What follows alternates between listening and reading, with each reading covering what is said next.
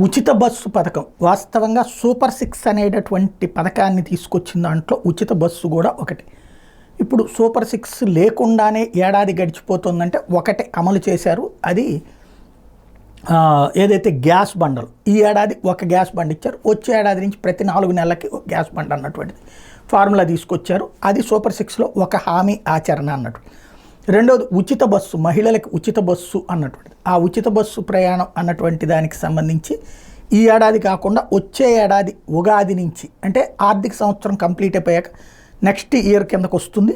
అప్పటి నుంచి అమల్లోకి తీసుకురాబోతున్నారు ఉగాది నుంచి. ఇది నిన్న తాజాగా ప్రభుత్వం నిర్ణయించింది. వాస్తవంగా బస్సులు ఒక 7,000 ఎక్స్ట్రా కొంటే కానీ సాధ్యం కాదంటూ ఇప్పటిదాకా ప్రచారం చేశారు. నేను ఇంతకుముందు కూడా చెప్పాను, చెయ్యాలి అనుకుంటే ఆటోమేటిక్గా చేయొచ్చు, చేయకూడదు అనుకుంటే ఏదో ఒక కారణం అదొకటి అవుతుంది. బేసిక్గా బస్సులు కొన్న తర్వాత అంటే కనుక 7,000 బస్సులు దాదాపుగా కొనేటప్పటికి ఎన్నేళ్ళు పడుతుంది, అది సాధ్యం కాదు. ప్రభుత్వం ఆలోచిస్తే ఇప్పుడు ఇందులో మనకి లాంగ్ జర్నీ బస్సులు కూడా అనుకోలేదు, పల్లె వెలుగు బస్సులే. పల్లె వెలుగు బస్సులకి అయితే అంత ఎక్కువ అక్కర్లేదు అన్నటువంటిది. అయితే ఆక్యుపెన్సీ పెరిగిపోతుంది ఆటోమేటిక్గా. పల్లె వెలుగు బస్సుల్ని కనుక దీనికి మళ్ళిస్తే మిగతా వాటి మీద ఒత్తిడి పెరుగుతుంది. ఈవెన్ ఈ బస్సుల్లో క్రౌడ్ పెరిగిపోతుంది. దానికి తగ్గట్టుగా చేయడం అనేటటువంటిది కష్టమవుతుంది. కాబట్టి దాన్ని అంతా ఇప్పుడు ప్లాన్ చేసుకున్నారు. ఉగాది నుంచి ఈ బస్సులు తీసుకురావడానికి నిర్ణయించుకున్నారు. ఉచిత ప్రయాణం బిగిన్ చేయడానికి ఇప్పుడు వాస్తవంగా ఢిల్లీలో జరుగుతున్నటువంటి దాన్ని చెక్ చేయడానికి ఒక కమిటీని పంపిస్తున్నారు. జీరో టికెటింగ్ విధానం వాస్తవంగా తెలంగాణ అది చూసినా బాగానే ఉంటుంది. మంత్రివర్గ ఉపసంఘం జనవరి 3న కర్ణాటక, 6, 7 తేదీలో ఢిల్లీలో పర్యటించి అక్కడి పరిస్థితుల మీద నివేదిక సమర్పిస్తుందట.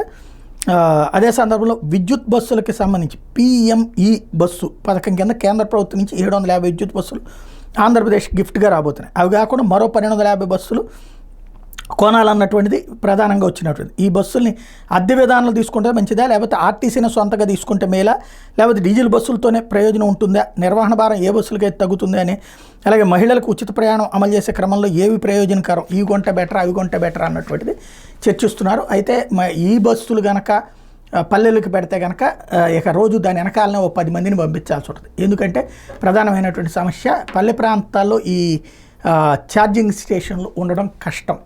కాబట్టి పల్లె వెలుగు అంటే మహిళలకు ఇచ్చే ఉచిత బస్సుల్లో ఈ బస్సులు పెట్టకుండా ఉంటే బాగుంటుంది.